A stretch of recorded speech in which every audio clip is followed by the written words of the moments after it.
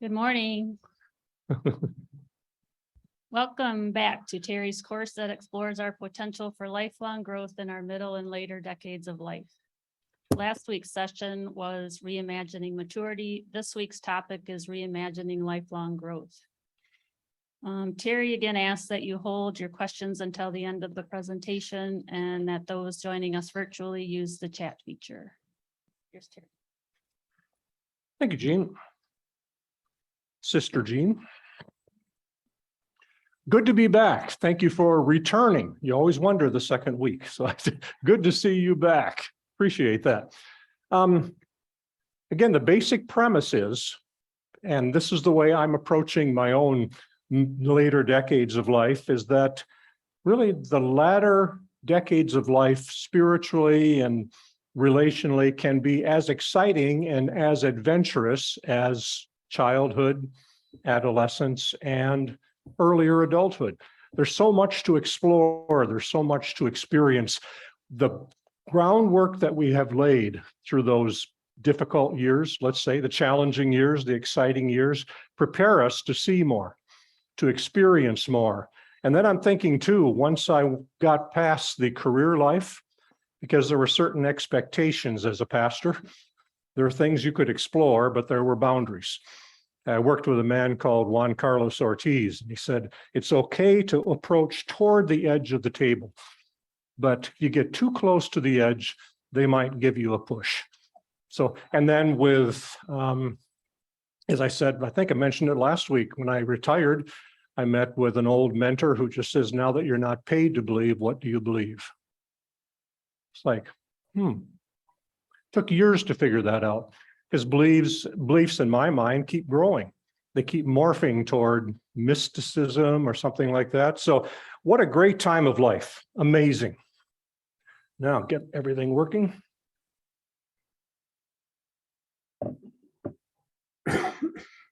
May need my guru. I think I'm frozen.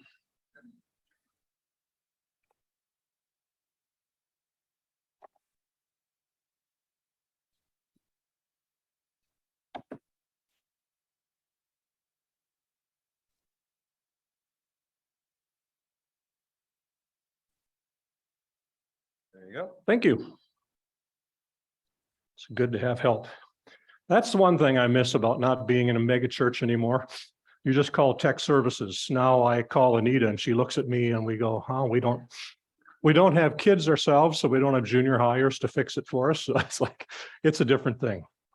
As Jean mentioned last week, was an introduction to an expanded vision for lifelong growth, proposing that our culture sees lifelong growth and adventure and expansion and so on up until midlife, at which point we not only retire often from career, we're expected to retire also from expansion, from growth, from adventure, as far as learning new things and experiencing, seeing new ways.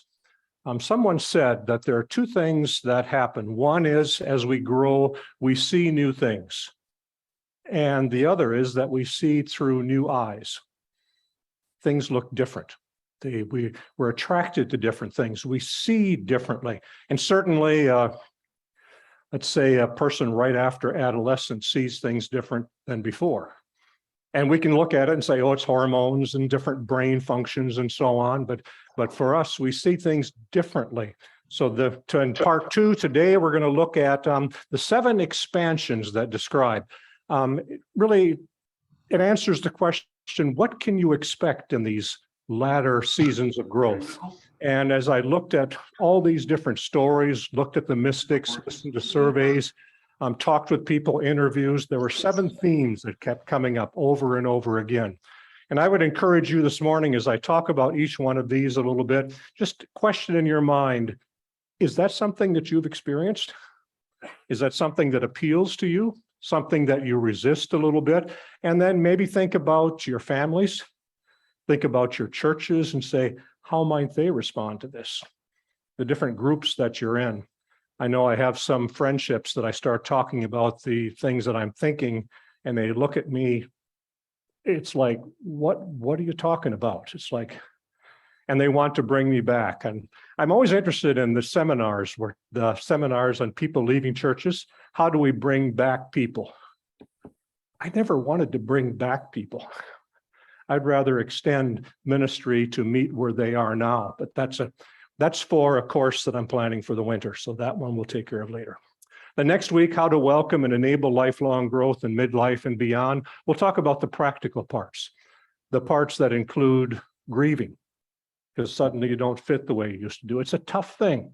Maybe leaving some settings, be it in family settings or church settings or whatever, finding a different church or just moving beyond that.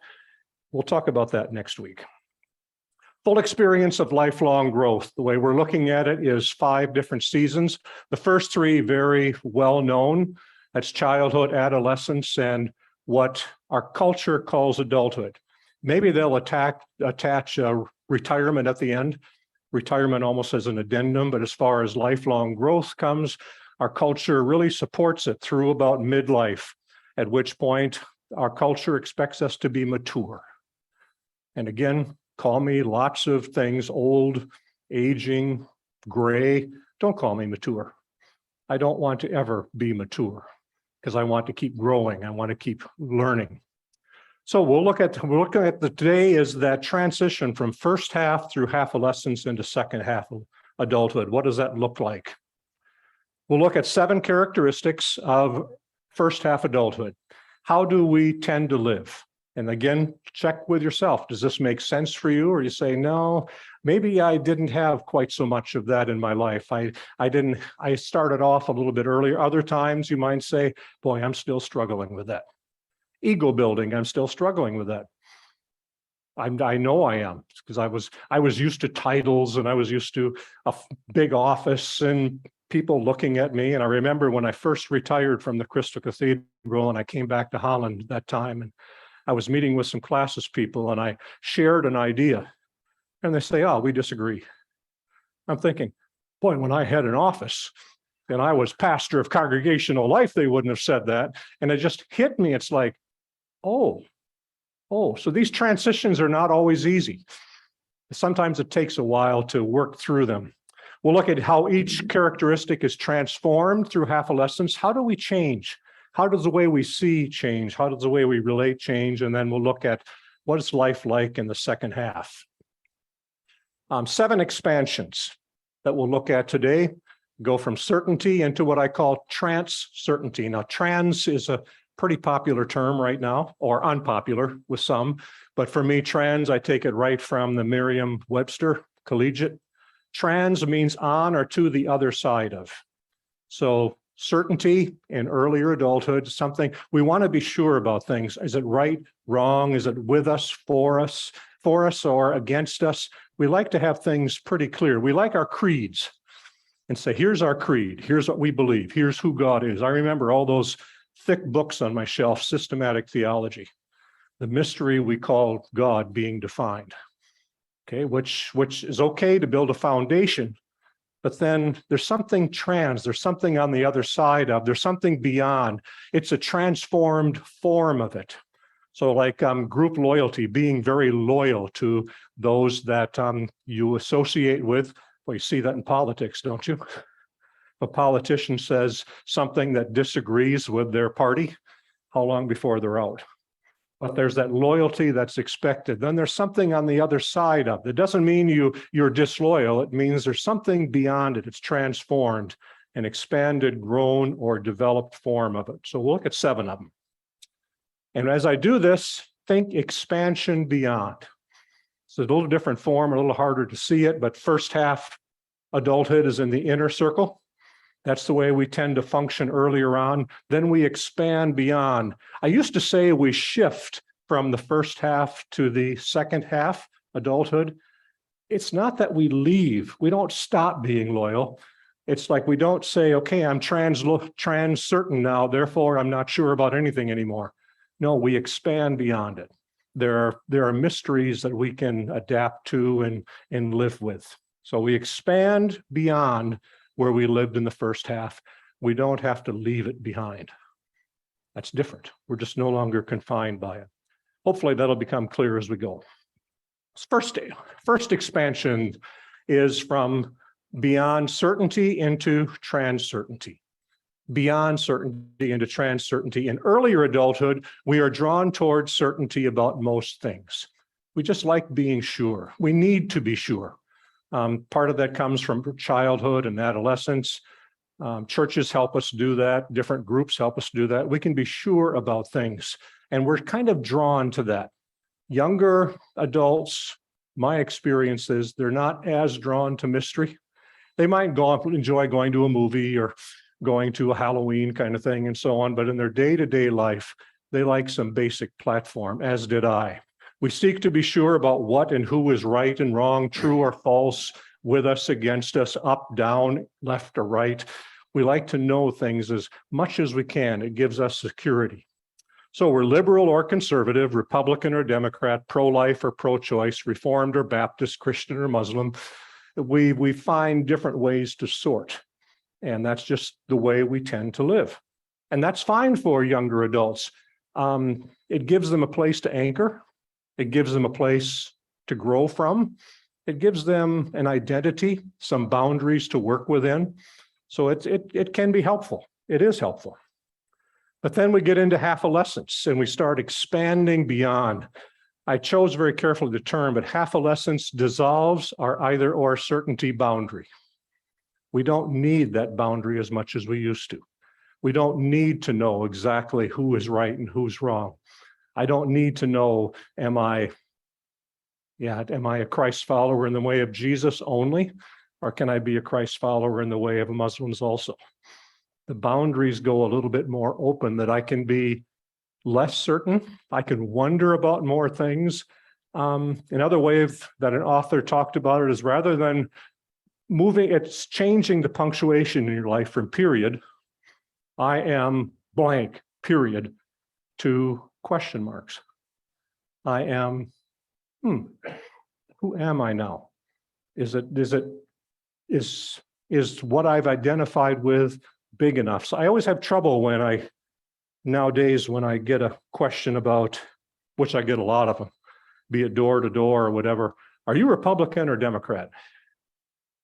It's like, am I independent? If I say independent, then I get all kinds of mail from everybody. But it's like, but am I? It's like, yeah, I tend to lean more toward one side than the other, but I hope it's harder for me to identify. Are you Reformed? Well, I grew up Reformed. Those are my roots, Reformed Church in America.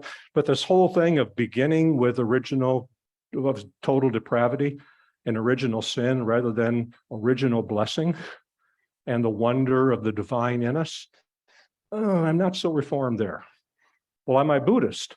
Well, not so much, but they sure have taught me a lot about contemplation, about meditation and self-compassion. How about Hindu? Well, yeah, they've taught me a lot about, they have different, I used to think they were idols, but they have different representatives of the different faces of God in their homes, thinking, oh, I learn a lot from them as well. So I don't need to be as carefully defined as I was. We discover life beyond needing to be sure about everything. You're able to say, I just don't know anymore. Who is God? Oh, God is mystery. God is wonder. Well, what do you know about God? Well, I know some things about God, but I don't know most about God, because that's just that, and Bible says that, just way beyond our understanding. So it's okay. We see more paradox, mystery, and unknowables, and that's okay. We feel comfortable with this. Finally, life has prepared us to complexify our values, to complexify our perspectives, to complexify our beliefs. Way back already, there were some lessons I wasn't quite ready to learn, but when I was way back in seminary, I took an ethics course from Louis Smedes. Any of you hear of Louis Smedes? Amazing author, but he asked me in an ethics class, he picked on me. I don't know why, but he picked on, I usually sat in the back corner, was real quiet, but he said, Terry, you against abortion? Yes. I said, okay.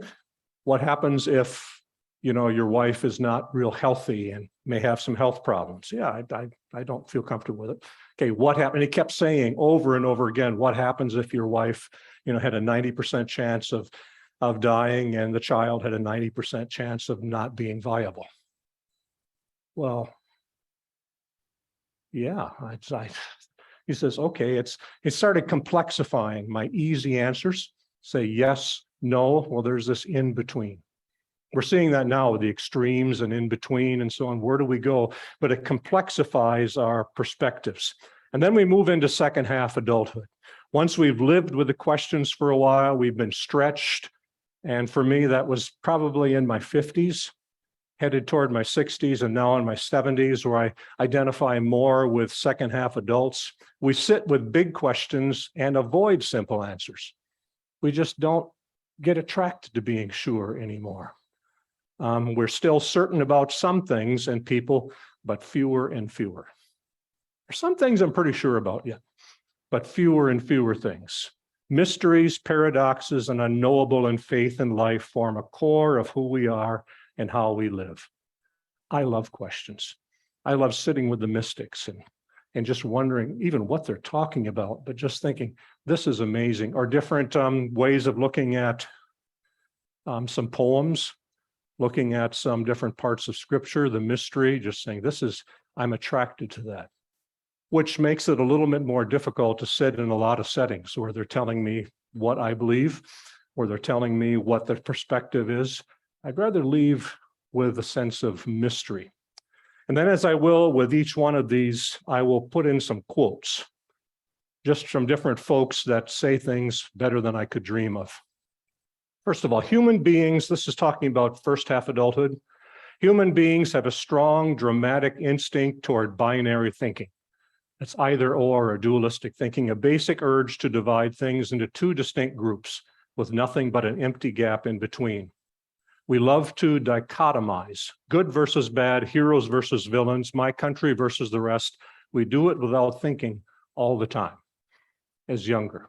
If you don't believe that, listen to politics, listen to news, listen maybe to your family and say, oh yeah, that there is a propensity toward, and I would say a propensity toward. Any one of these, I don't say everybody all the time when they're in their 20s, only do this way. There's that propensity toward, it's something that they are drawn toward. And then Dilbert, this is dualism. I hired a one variable guy to replace the one that quit. The new guy will act as if every complex topic has only one variable. Our business plan is literally illegal. Oh, he's exhausting. I find some folks exhausting, but I didn't before, but I do now. And Richard Rohr, the dualistic mind is essentially binary, either or thinking. It knows by comparison, opposition, and differentiation. It uses descriptive words like good, evil, pretty, ugly, smart, stupid, not realizing there may be 100 degrees between the two ends of each spectrum. Dualistic thinking works well for the sake of simplification and conversation, but not for the sake of truth or the immense subtlety of actual personal experience. It helps me to remember this when I'm talking to people that I might get very upset with. And I would encourage you to think this way. It's like, oh, I know you. You're binary thinking. You're early adulthood. And that somehow, if I'm that self-aware, helps me not get angry, not get into a fight, and just say, what I need to do is try to convert them to second half adulthood. They have to go through half a lessons.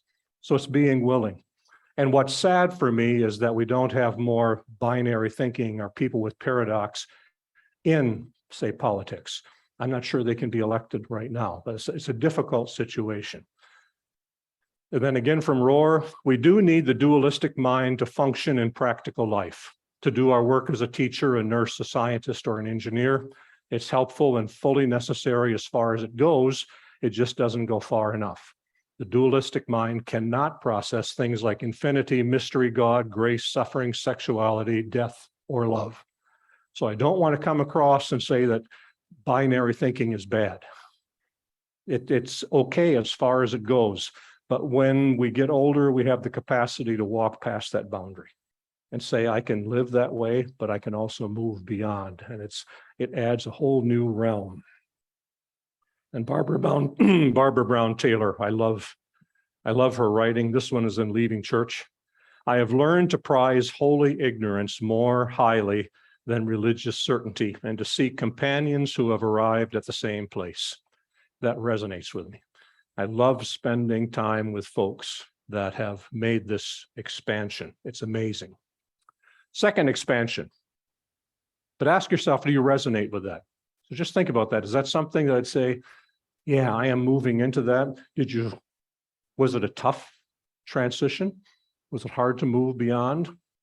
Second one, from conventional to trans-conventional. People across the centuries in all different cultures, different faith systems talk about an expansion beyond their particular convention. In first half adulthood, we settle into a conventional way of life, a conventional way of life, not the conventional way of life, because there are all kinds of conventions. Remember when Anita and I interviewed in Southern California for an internship from seminary, and we went to church, and then after church, Elder and his family invited us to their home, which was very nice. And on the way from church to their home, we stopped at a grocery store, which was not conventional. I mean, you didn't do that, but we stopped there to pick up some wine so they could serve wine with lunch to the pastor. So it's like, and for them, it was just absolutely, it's a little example. There are different conventions, even within one tradition, but then you get conventions. The conventions that worked for me growing up in Overijssel would not work for someone living in a very dangerous area in the inner city.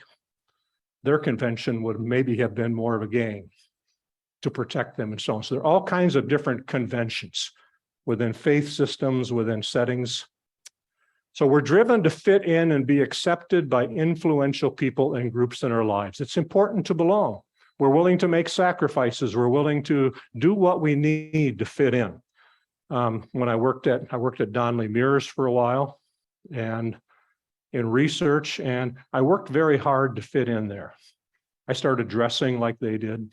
I started talking the way they did. I got the proper, pocket protectors and all those things. I started looking and acting like them, then went to seminary short time afterward, and it was a whole new convention, started looking different. And I looked pretty good as a pastor in Holland, Michigan. Then I had an internship in Southern California. I just looked weird. I talked weird, I acted weird, so I needed to adapt to that. So all those little conventions, I needed to fit in. We learn to conform and fit in with people and groups that are important to us. Living according to one or more conventions is very important. It calms us. Otherwise, it's very confusing in life. It supports us and helps get us started. Remember, I talked about last week that one way of looking at development is different strata, where you lay down a layer and then you build on top of that. A convention gets us started. It gives us a place to move, to grow upon. Overijssel, I don't regret it, but to live back in that setting again, in that little country church with a Dutch pastor, it would be very hard, but it was a place to begin, not necessarily a place to leave. Helps get us started because we're just not ready. And half-adolescence begins to dissolve our conventional boundaries. We discover a basic ability, the capacity to ask questions about our convention, to ask, what are the strengths of Reformed theology? What are the weaknesses? What are the strengths of the church? Or bigger questions, what are the strengths of our way of governing? What are the weaknesses of it? What are the dangers of it? Start asking these big questions that are unsettling. They're uncomfortable, but they become more comfortable with time. So we ask questions about our own groups, about the people that, for example, mentored me, very important in my life. And we begin to explore beyond the boundaries formed by the values, perspectives, beliefs, and behaviors that we adopted from important influencers. The only things I really read about other faith systems, like Buddhists or Hindus or Christian Scientists and so on, was how to convert them. Evidence that demands a verdict. All those books, the apologetics, how do we draw people? As I entered half-adolescence, I started more listening to them. How do they follow the universal Christ? What can I learn from them? What are their strengths? What do they see in my way of following Christ in the way of Jesus that I did not myself? So I start those boundaries, those things that you're really not allowed to explore within a convention, because it feels like it's disloyalty or it's error, or you can't ask that question. Yeah, I can. Yeah, I can. So it's somehow in half-adolescence, we're able to do that more than we could have earlier on. So we move beyond that kind of thing. And then in second half adulthood, we explore other ways and learn from those with other conventions. It's like we're very open to learn from anyone, virtually. And some we might say, no, that doesn't make sense. Others we say that makes a lot of sense. We become more and more adventurous as we explore beyond the acceptable boundaries of our first half groups. And notice I put first half groups, because I would say too, there are first half organizations, there are first half groups. One of the things that when I first came to HASP, I sat in the back corner, like we normally do, and I just listened to people. Is this a first half organization? Is it permitted to ask questions? And I was so pleasantly surprised that it's okay here. That it doesn't mean everybody has to agree, but it means, yeah, it's okay to go beyond what's acceptable in the old conventional Holland, Michigan, Southwest Michigan in the Midwest. It's okay.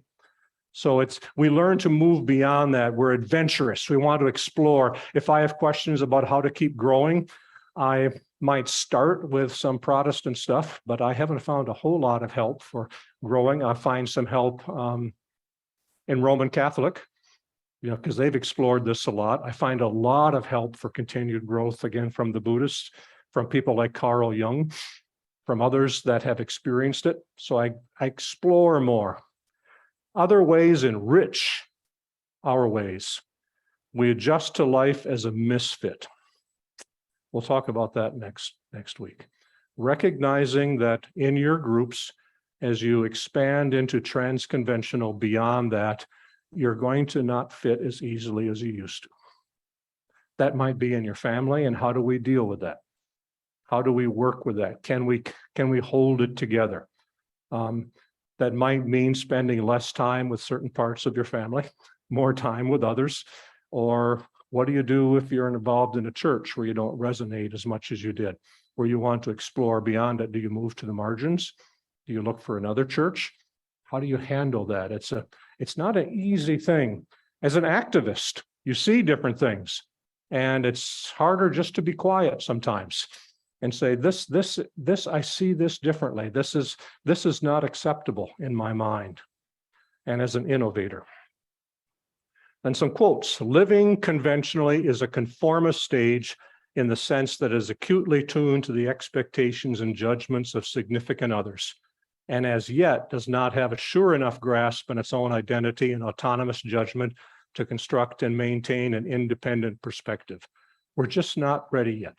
It's not a negative thing. It's just something that helps us. A convention. I try to imagine a young person, if they didn't have some convention, if they'd watch Jon Stewart and then they'd watch Fox News, and they'd listen to this and they'd listen to that. It would be so confusing. It would just, how do you begin with that? It's a place to begin. Some convention, usually through family or through another setting, that you begin there, and that's James Fowler. Again, Richard Rohr, we ironically need limit situations and boundaries to grow up.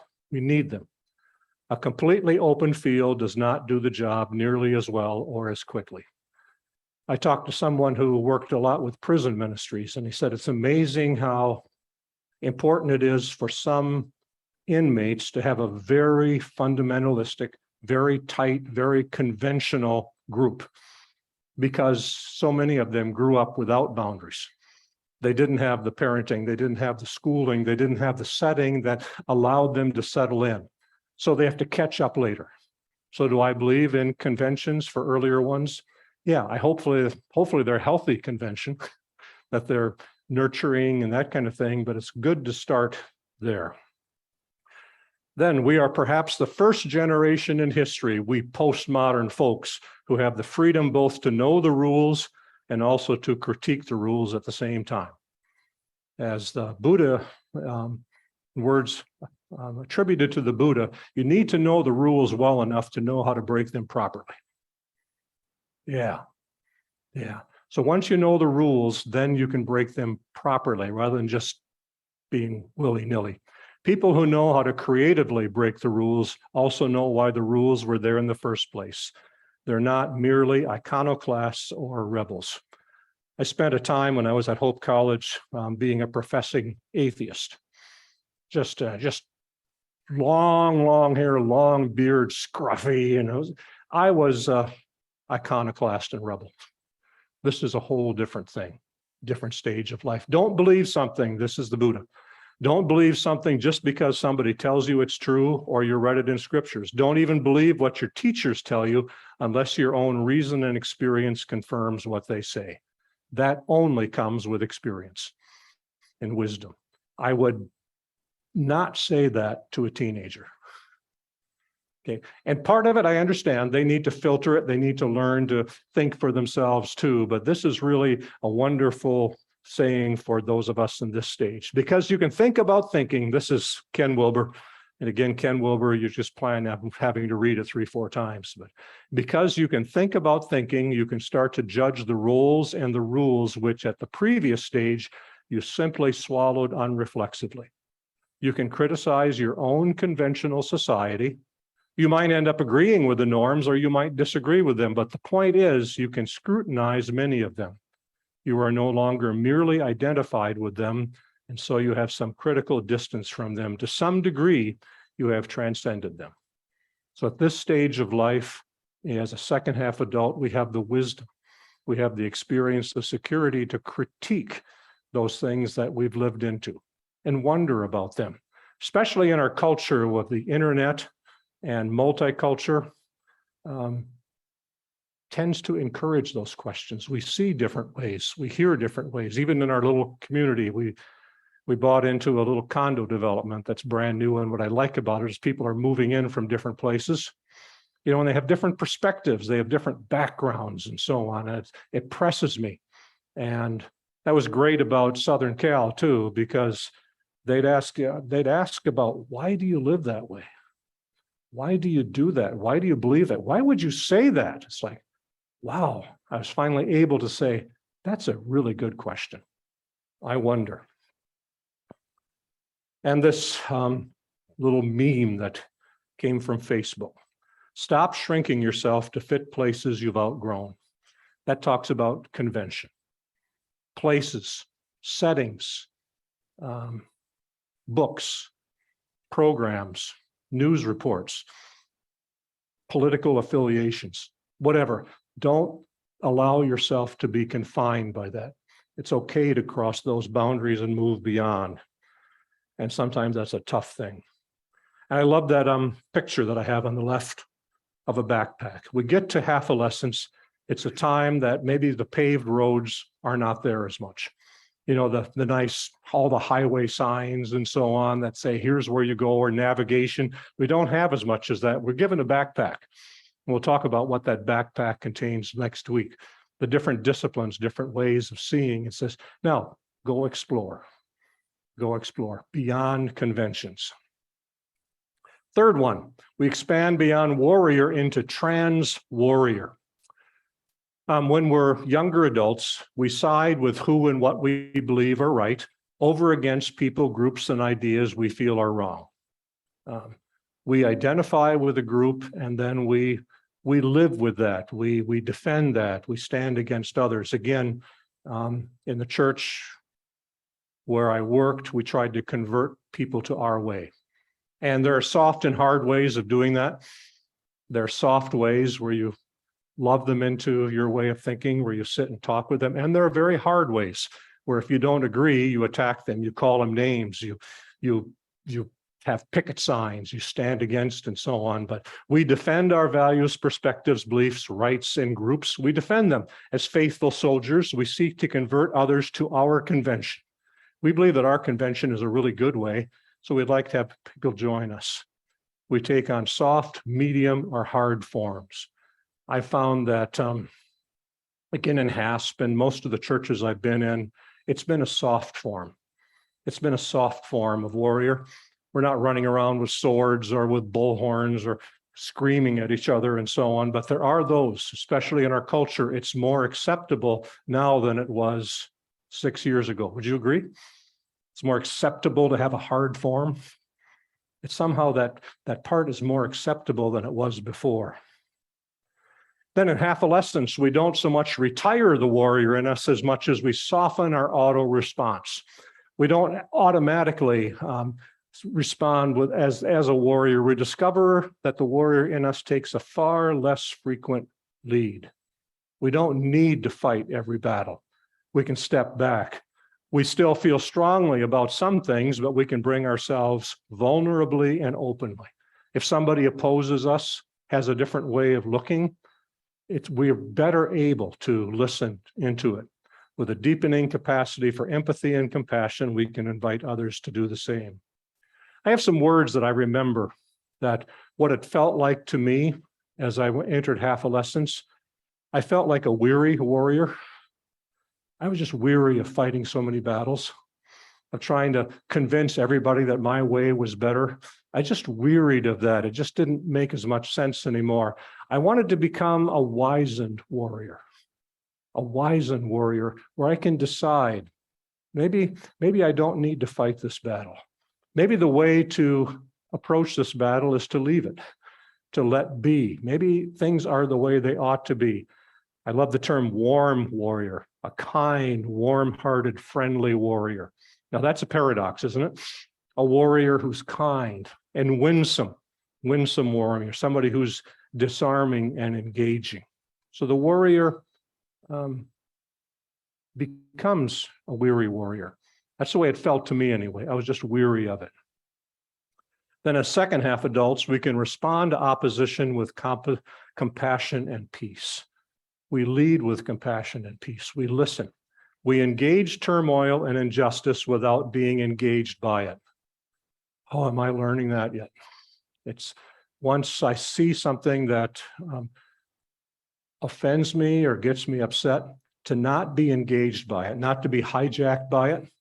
And I have that capacity. I'll be honest, my brother can do that. He can say something that I'm just engaged. You know what I mean, Gene? Some people they say something and I'm upset. I'm thinking, okay, I'm still working on this. I can engage opposition, engage things that are difficult, hopefully increasingly without being engaged by it. Just to listen and approach a different way. We can still stand against strength with strength, but not as our default response. Remember that iconic picture of I think it was in Red Square, where there was this tank with the young person standing there with the flower? I think about that. What a transforming presence. Here's this huge machine, and he's standing there with the flower, thinking, I'd like to be the guy with the flower. I'd like to do that. And sometimes I need to be strong and say, that is wrong. I just disagree with that. That's a wrong perspective. And then the realism of it, we are heard as wizened warriors, wearier warriors. We are heard even as we are quieted. In other words, will people receive us this way? Not always. Will be attractive to some even as we are repelled, and transformational even as we are shut down. So recognize, isn't that true for a lot of the great spiritual figures that we know? Martin Luther King, he was so heard, he was also killed.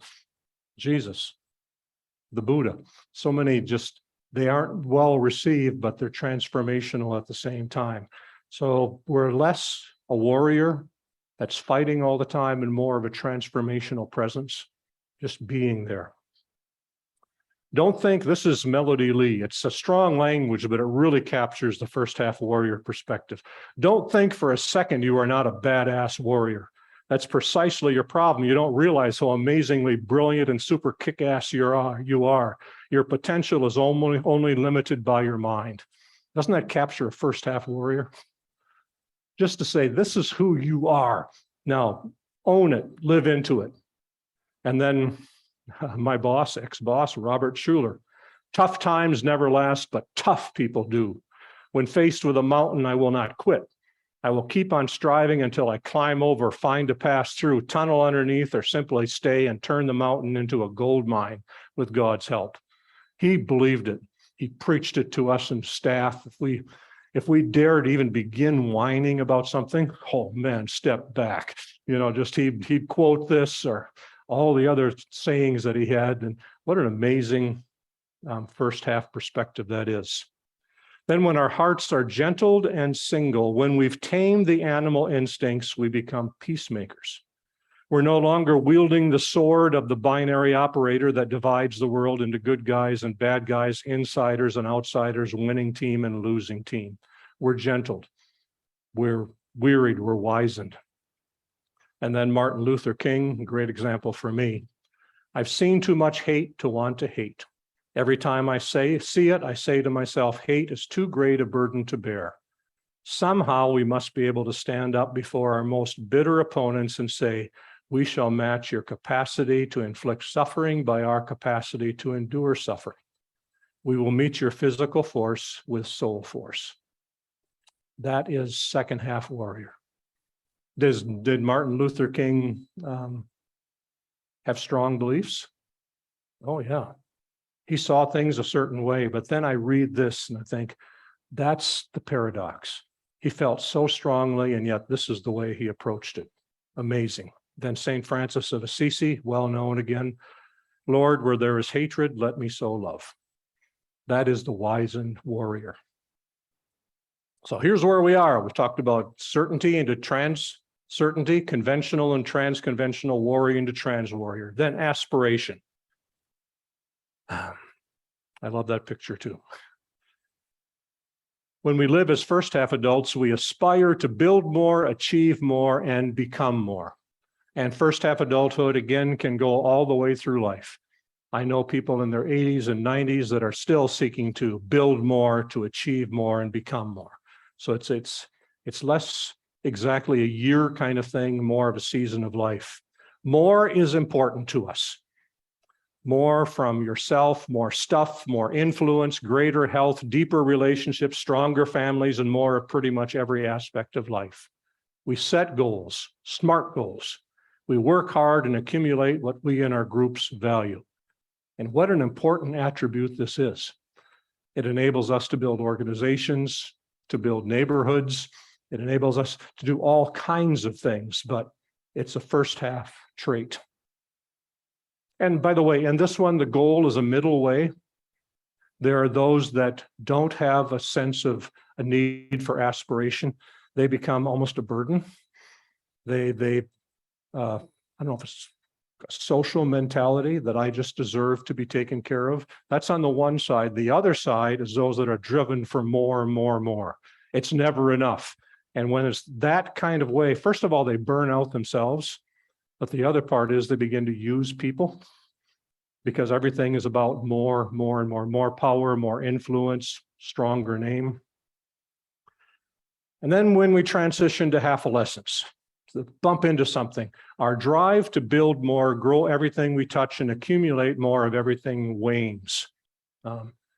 The description I put in my journal, I looked it up again the other day, that said, why does it feel like somebody reached into my life and opened a pitcock somewhere in my life and drained out my passion for more, to do more work, to make a difference more, to work longer hours, to accumulate more, and that was about the time when I was asked if I wanted to move from, my boss retired at the cathedral, and I was supervising my team was about 20 people, and the next step would be to oversee about 160 people. It's like, I just don't have the passion for it. Maybe if you'd asked me 10 years before, I would have said, oh, this is more influence, I can make more difference. But it's like, what happened? What happened? There's a different season of life. We notice a growing weariness for a relentless need for more. And again, that earlier need for more, or protecting your family or providing for your family, doing everything you can to do more good in your neighborhood, in your church, that's a great thing. But then we reach a different stage where aspire for more morphs from a natural passion toward a choice. Do I really need to do more? No. Is it appropriate for me to do more? Might be a whole different answer. And then second half adulthood. We hold loosely what we have worked so hard to gain and retain. Identity, position, security, wealth, influence, and success.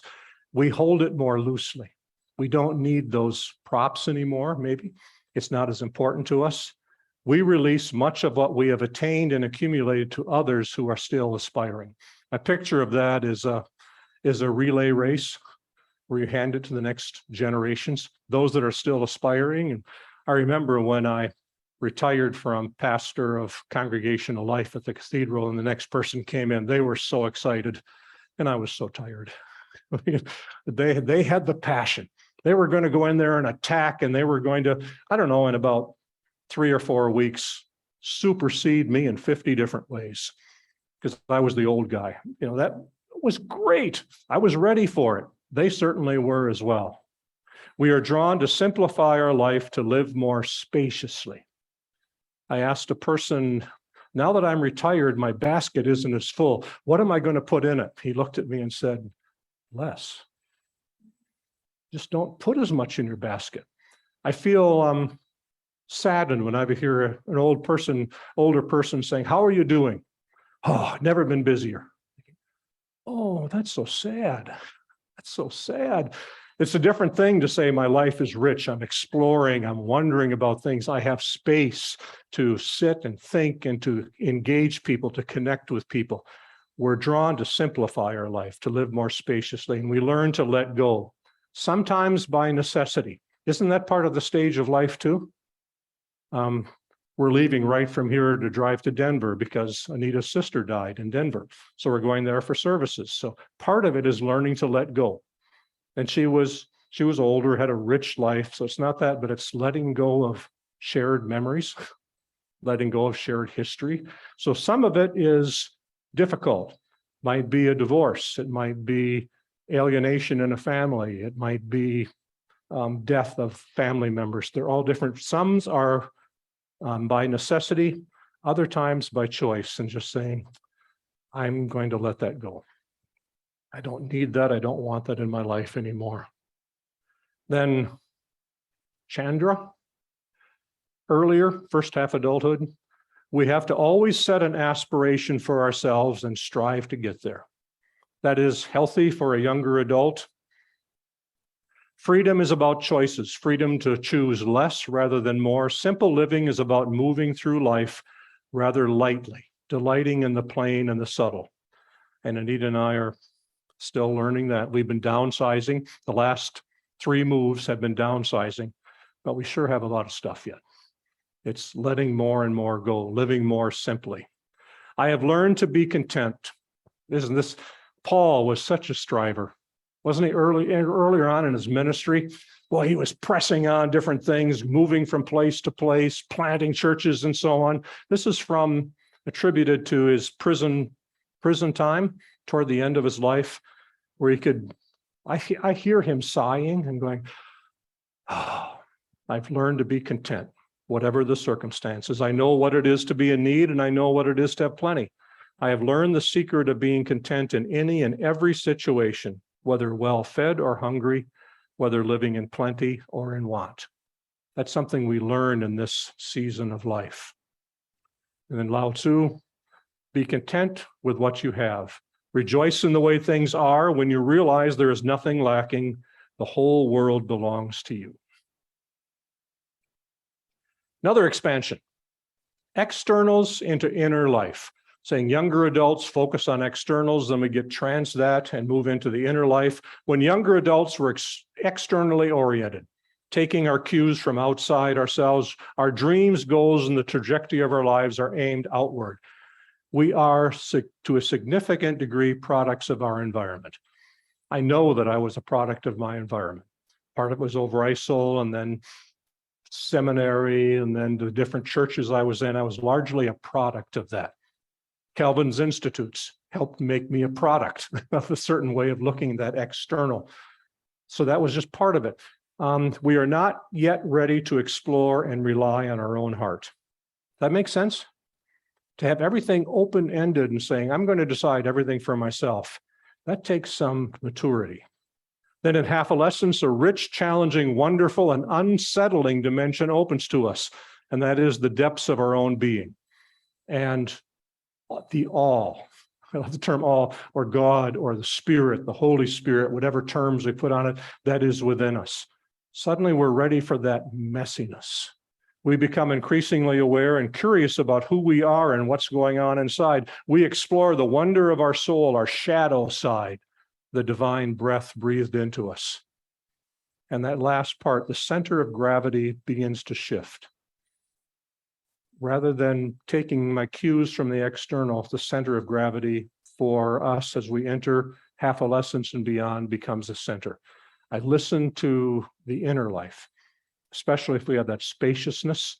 We listen and we get our cues from inside rather than outside.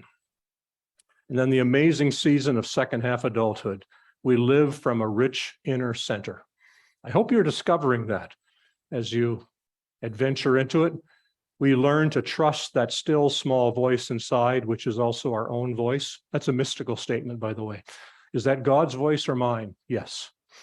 Yes, that's that mystical side, the divinity, that who we are, which sounds like heresy, doesn't it? I would have, if I had said that to myself 20 years ago, I would have called myself a heretic.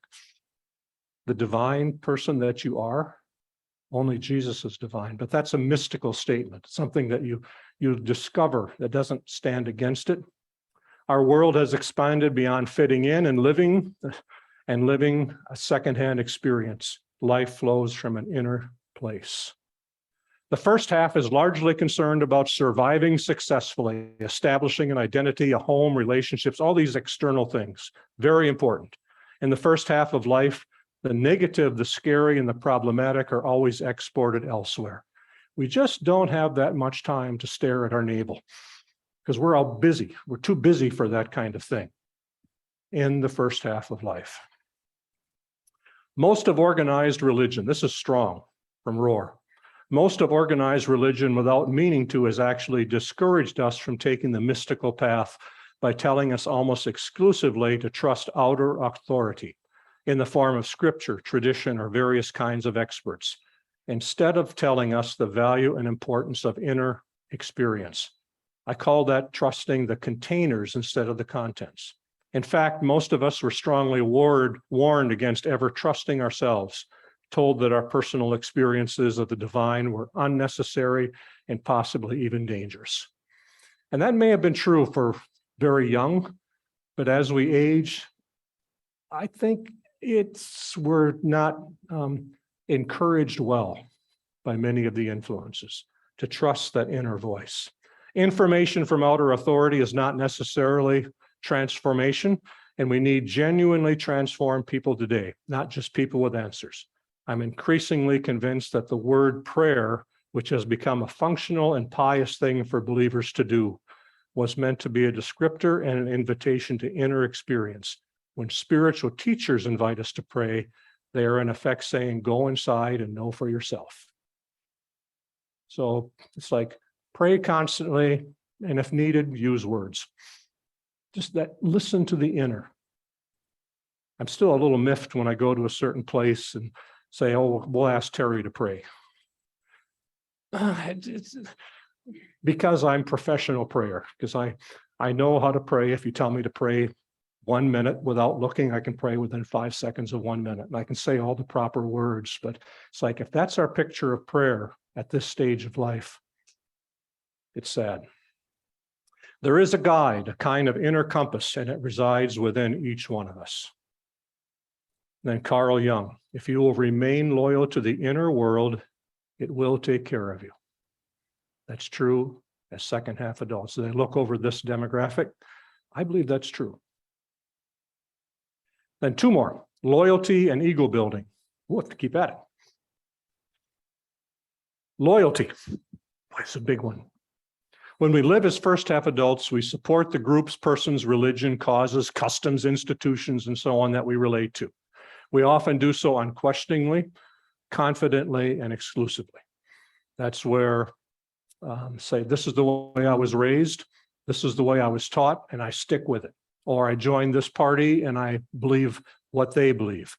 The three rules of belonging in first half groups are loyalty, loyalty, and loyalty.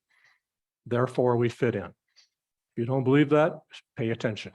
Being loyal is very, very important. And such tribalism gives us roots, foundations, resonant belongings, and secure boundaries. So I'm not saying belonging is not important. Being part of a group and supporting the group, be it Rotary or a certain church or HASP or whatever, being loyal, that's wonderful. In half adolescence, we feel increasingly confined by the loyalty required to belong. Those boundaries that say, here's what we believe, and go, I wonder about that. I wonder about that. This is how you need to dress. This is how you need to behave. This is how you need to speak. It starts feeling like I've done over the past 20 years. The clothes I used to wear don't fit anymore. Just they're confining. I need to get bigger clothes. That's more me. We see limits in the groups we have related to. We see more. We mysteriously resonate with aspects of groups that we have not previously related to, and we may be seen as disloyal.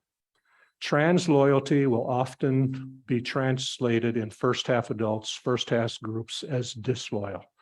You don't believe all those things anymore? Well, you're being disloyal. You're wrong. How do you say that? I'm not disloyal, I'm transloyal.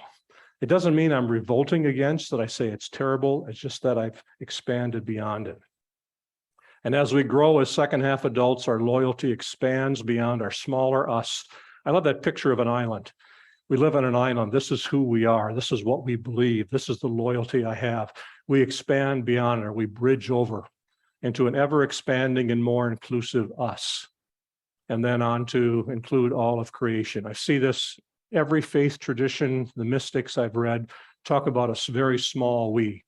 Or you could start with a 2 or a 3-year-old, I, me. Everything's about me. And you hear that in politics where, even older adults, middle-aged adults are still saying I, me, everything's about me. Then it's about us, a small us. Might be a certain faith tradition, it might be a certain community, a certain political party. And as we age, hopefully our loyalty grows and grows and grows. And we're being stretched right now by climate change, the fear of what's going on, to even expand, say, we include creation. And we include all. It keeps expanding out in circles, out and out. We come to a loyalty that embraces all humankind as one tribe, even all creation. This is the first half. Every human being has to feel a part of a tribe. It's programmed into us. That first layer, that's where we begin. We are all the sons and daughters of tribes. The primal tribes are literally our roots, our foundation, the basis of all that was to follow, the structure upon which all evolution would be built, the crucial ground floor upon which so much history would have to rest. It's again, Wilbur. The more we can connect, the more of a saint we are. That I'm living into.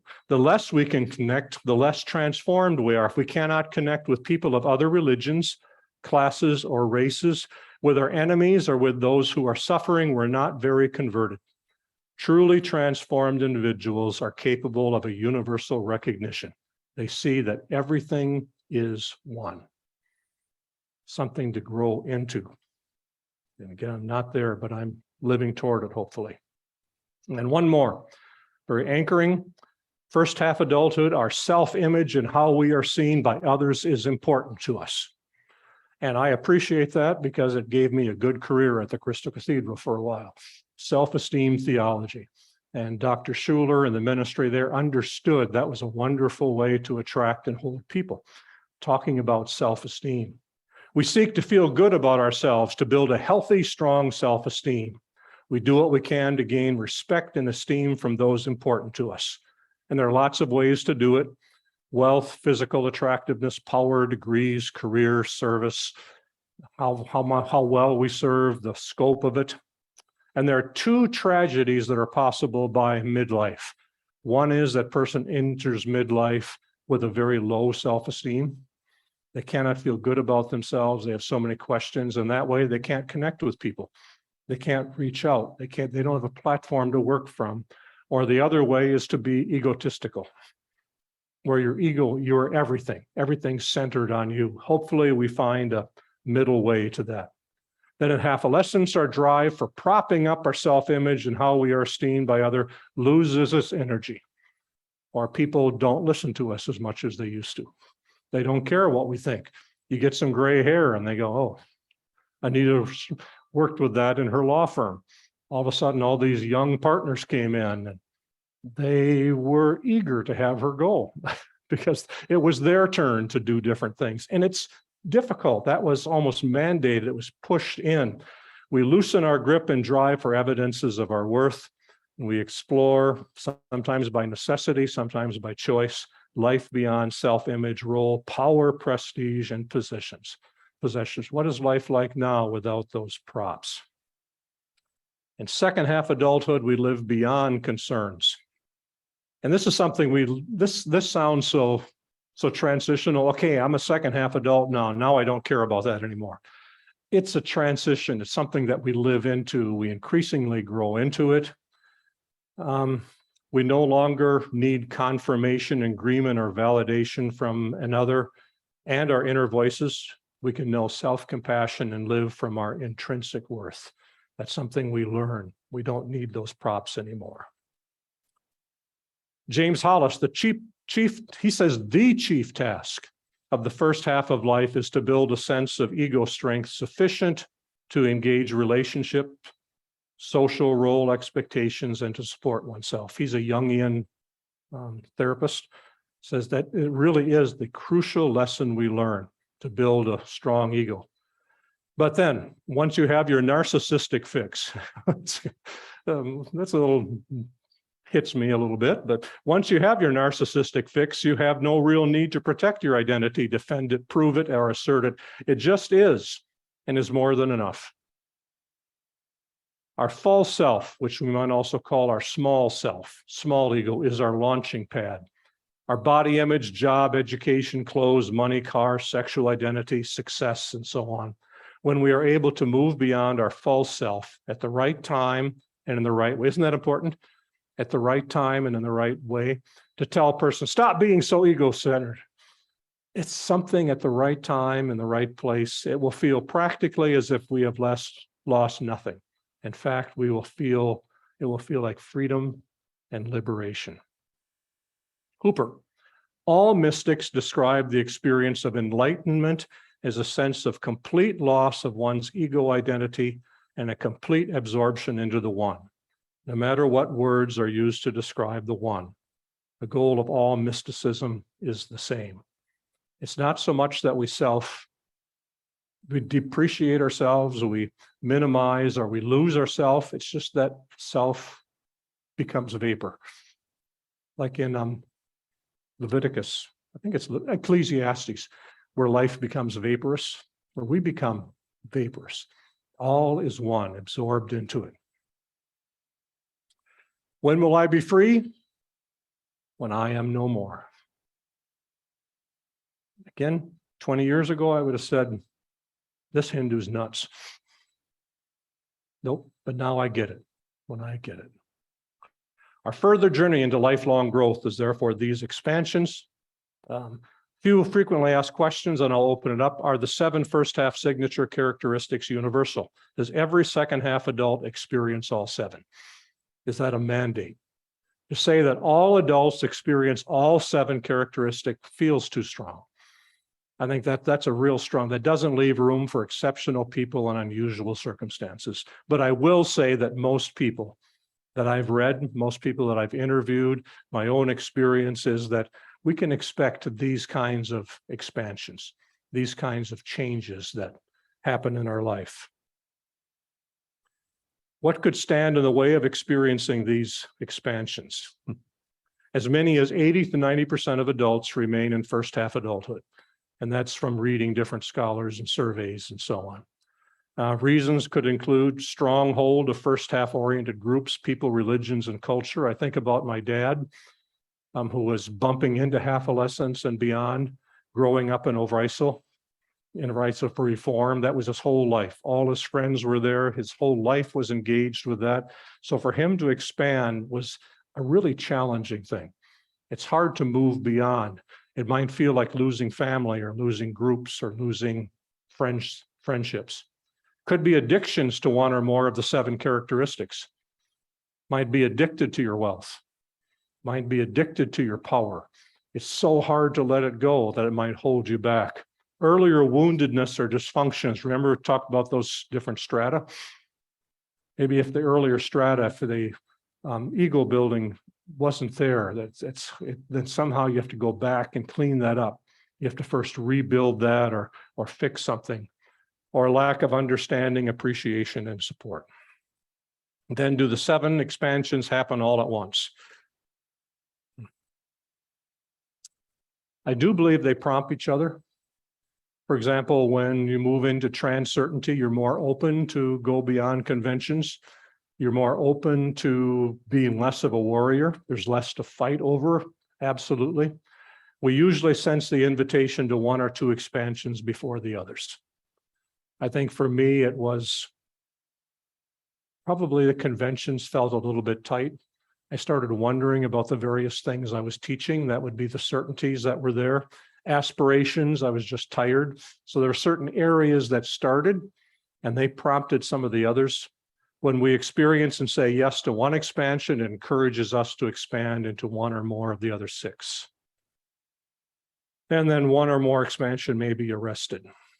It may require deeper expansions than the other to draw it. It almost feels to me like if we're talking about putting different layers on, when we start growing in one area, it kind of draws up the other. At the same time, it might hold the other back. It's almost like there are bungee cords attached to them. One draws the other one holds it back. So it's one of those things where we can expand in all of them. It helps the others as well. And should everyone make these 7 expansions? My therapist used to say, whenever I'd use the word should, he'd say, stop shoulding on yourself. So I have an aversion to that term, and Bill's voice is in my head. It'll never get past it. I do yearn for every person to experience later seasons of life. I yearn for that.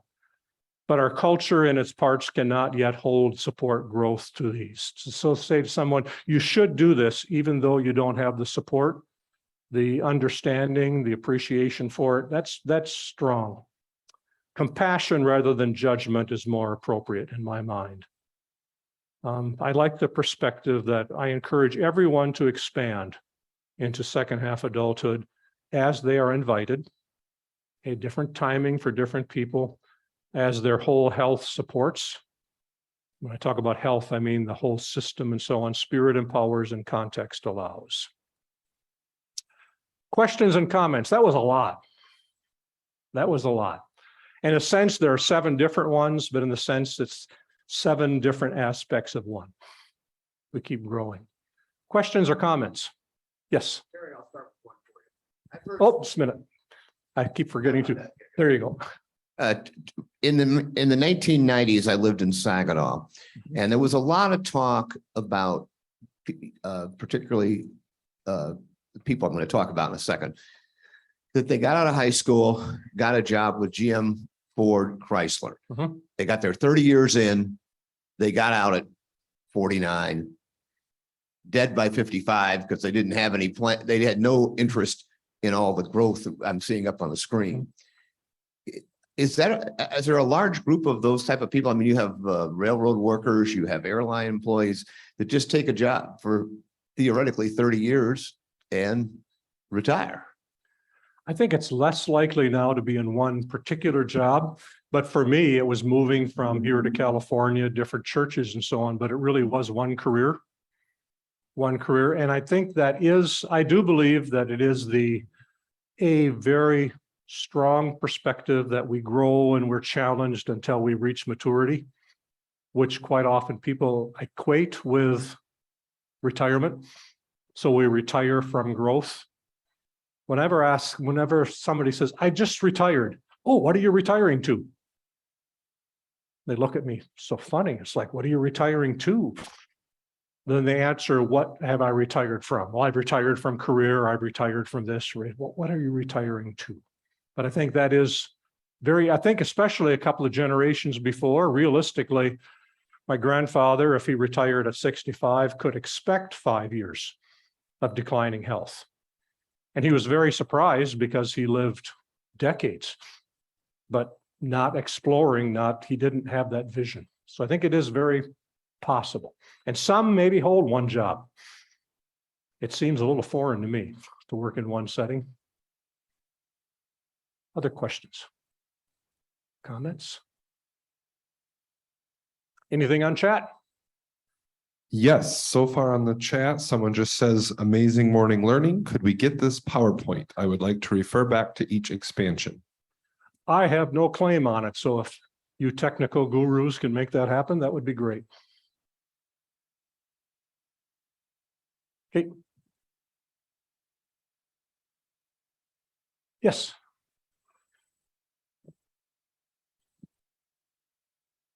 One thing that just kind of occurs to me is I'll pick the ego building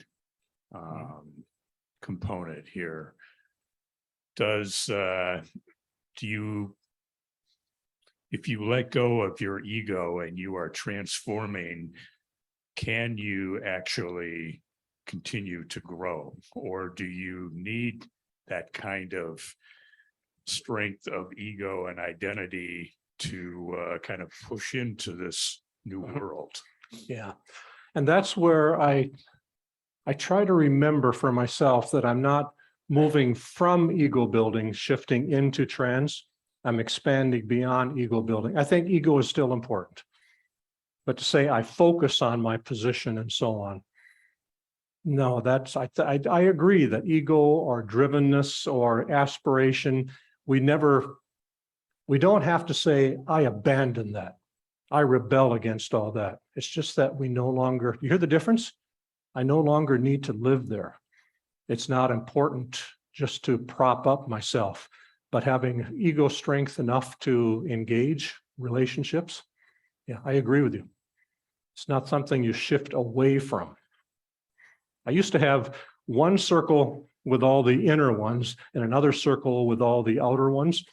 And we moved from here to here. It's like, it never worked. It just didn't work until I realized, no, you don't leave it behind, you expand beyond it. But yes. Okay, thank you for being here next week. And from here, we're headed out to Denver. Our car is packed and pointed. So we'll go to Denver and spend some time with that part of her family and have some services and celebrate her sister's life. That part of letting go again, but hope to see you next week. And we'll talk about how do we invite that? What is the grieving that we do? The letting go, how do we do that? And what can we do to encourage that kind of life? So thank you. See you next week, I hope. Thank you.